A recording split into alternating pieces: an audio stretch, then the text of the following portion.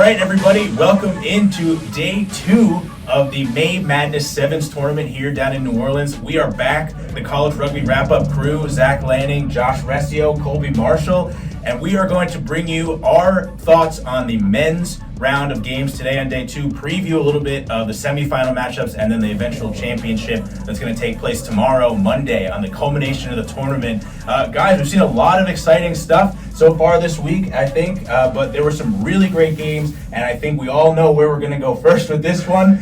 It's going to be the Iona Gaels. Colby, we're going to cede the floor to you in a little bit, but we'll talk about some of the matchups that they're going to face a great Dartmouth team this week, the Big Green. And so, Josh, why don't you give us some of your thoughts on that matchup first, and Colby will give you some unrestricted time after that. But Josh, what do you think about the match today? I know we're going to have to set the clock for Colby and his Iona time, but I will say I eat my own words, and you can check Twitter later. I did not think Iona was going to be making it this far. Josh is now a proud member of the Iona Gaels wagon, and I'm glad to have him. You might be catching me in some Iona gear in a future show, but that's totally fine. I think we were all shocked that they were able to beat that Army side, guys. I mean, right? That was like kind of a crazy upset. One of the upsets of the tournament so far. Definitely one of the upsets of the tournament. I mean, Iona has shocked us everywhere. I mean, they've had wonderful performances across the field, and their support players coming off the bench for them when they need those subs have just been fantastic. I mean, you have a favorable person to I talk guess there about. is one player we could mention, freshman Gerald Lanning, who you may notice a little bit of a similarity in the last names there. That is indeed my cousin who is playing. I taught him everything he knows.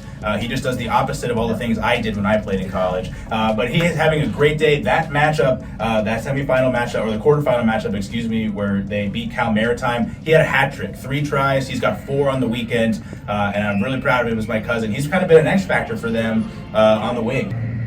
And, Lanning had some great support. Connor Burns coming off the bench for the game. I mean, he had some amazing runs to kind of just put Iona in great field position and to be able to get Lanning back the ball, to give him those great celebration moments, those great moments on camera. I mean, it has been quality television from the Lanning family today. He did inject a lot of pace into the game, and definitely was a game changer. And Colby, I think you now unrestricted time to talk about your Iona Gaels. You've been pushing them all season. You've been, obviously, you're a fan, but you're right on this occasion, and they have played a really great tournament so far. First and foremost, I want to say I'm very happy that Gerald Lanning did not take after you in regards to athleticism or rugby talent, so I'm very thankful. Thank you, Zach. You are very for welcome. not teaching him how to play rugby, because the boy can ball. The boy is absolutely balling in this tournament right now. He's at 4 tries in this May Madness Sevens tournament. He's balling out of his mind on the wing. Huge X factor for the Gaels right now. And I mean, he brings speed, he brings pace, he brings energy, and he's doing it all for the Gaels right now on both ends.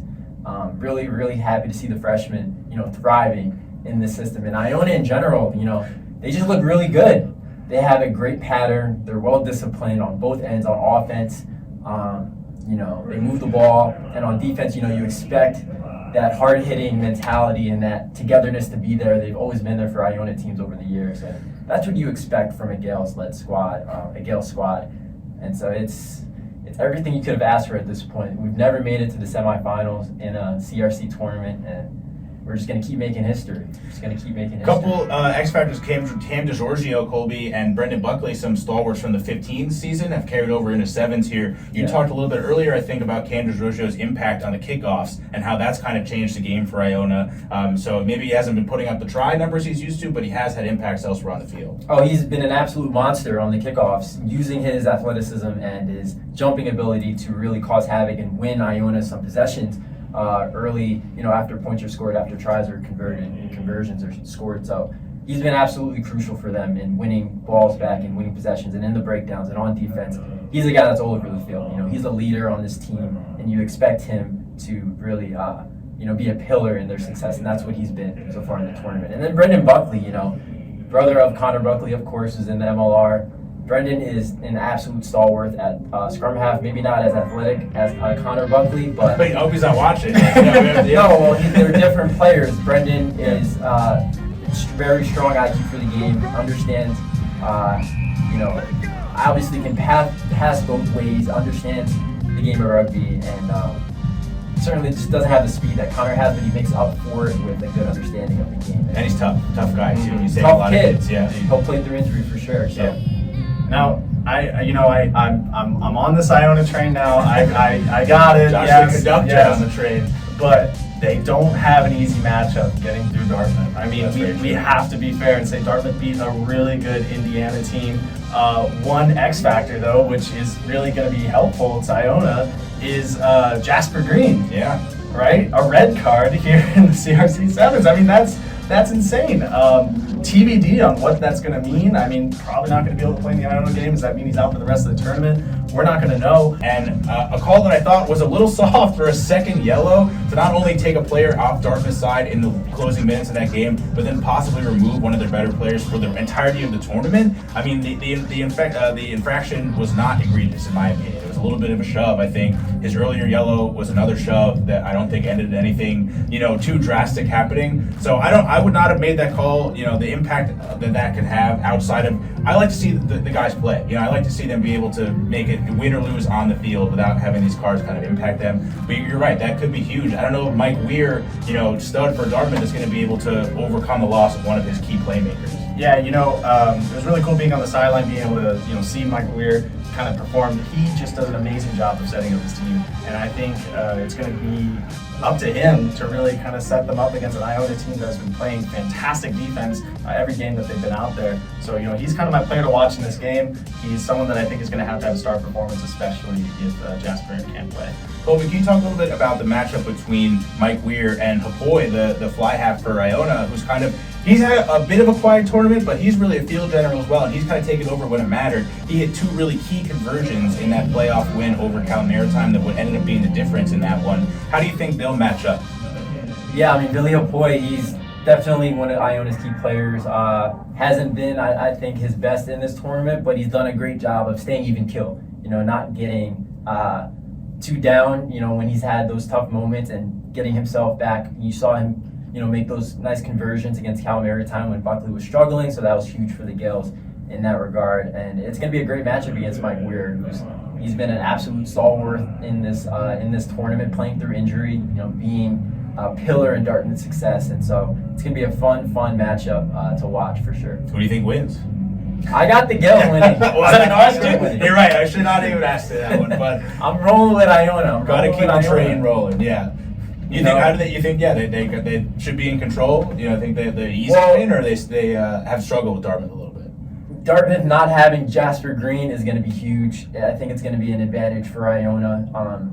If they do have Jasper Green, I'm still going to go with the Gaels. I think I'm not going to go against my school. In all honesty, they're playing great rugby. They have what it takes to make the final, and so I'm going to back them.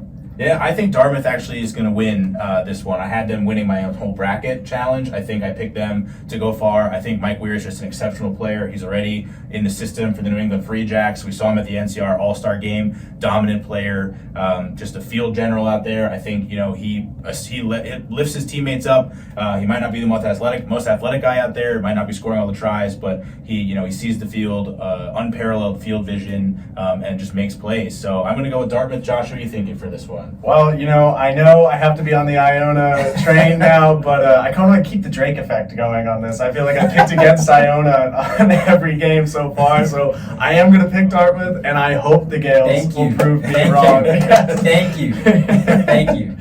And you want to keep our next matchup, Josh, speaking of probably what's going to be maybe the matchup. I like this Dartmouth-Iona game. It's going to be a close one, but this next semifinal matchup might be the matchup of the tournament. It really is. I mean, Kutztown and Lindenwood have come out here and have just been dominating. I mean, Kutztown today has had the two highest margins of victory. They've just have not been able to be stopped. I mean, with us keeping stats and everything, teams aren't really tackling them because they're just scoring tries every couple minutes. Yeah. So, I really look forward to this matchup. I think if there's a team that can beat Lindenwood, it is going to be Kutztown, but it's going to be hard because that Lindenwood team with Josh Macy, they just look like a well-oiled machine. They're having fun out there. It's going to be an exciting game. Yeah, I think the Penn State-Kutztown match was probably the most shocking for me as a fan of the sport. Penn State had been rolling, I think, through the CRAA tournament as well. They played pretty well. And then they looked strong all this tournament all weekend. They've been making hard tackles. They have a lot of athletes on that team. Musselman, they had been scoring a lot of tries. And Kutztown made them look silly, I think. They made them like they didn't even get off the bus for that matchup. One of the key players for Kutztown, in my opinion, Mate Kirikishvili, who is up there for try-scoring leader on the weekend, and has also, done his fair share on the defensive side of things as well. But he looks unstoppable. Penn State certainly couldn't stop him. But I think a lot of players on the team have kind of put their hands up, and it's really team effort for Kutztown. You're probably familiar with them, Colby, and the Kutztown, plays Iona. I think.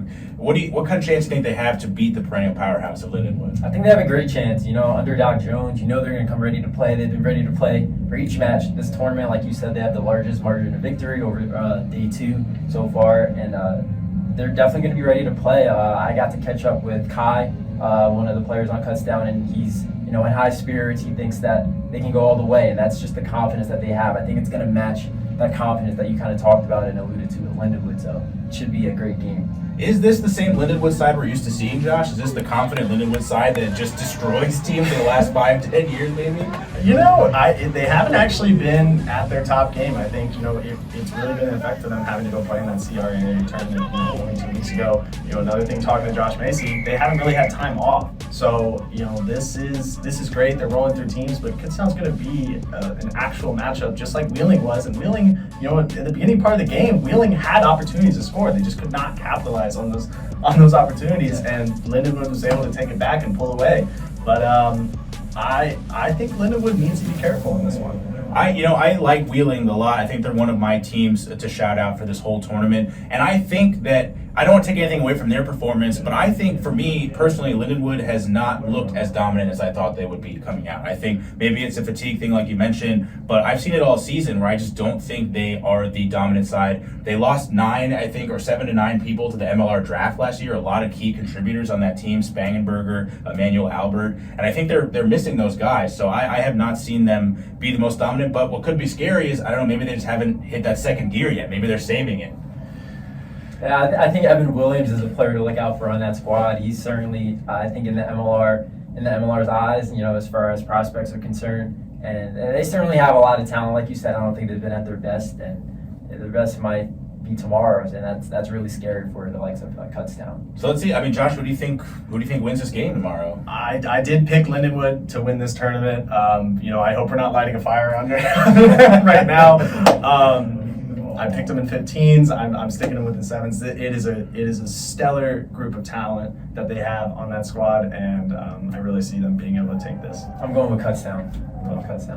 I think Lindenwood lost to Life in the CRAA 7s tournament. I think they lost to Army in 15s. I think they have not been as dominant as maybe we have expected them in the past. I think they have a lot of talent. I think they're going to make it a game. I think they ultimately fall to Kutztown as well. So I think, we're going to see, my opinion, Dartmouth-Kutztown final. You guys, have your finals matchups. You want to pick the finals now, or you think we can leave it at that? Go Gaels. We didn't even need to ask. Don't even need to pick. Go Gaels. We're just taking it home. Let's just leave it with that Why one. stop now? Why stop now? Let's go all the way. Let's go, Brian!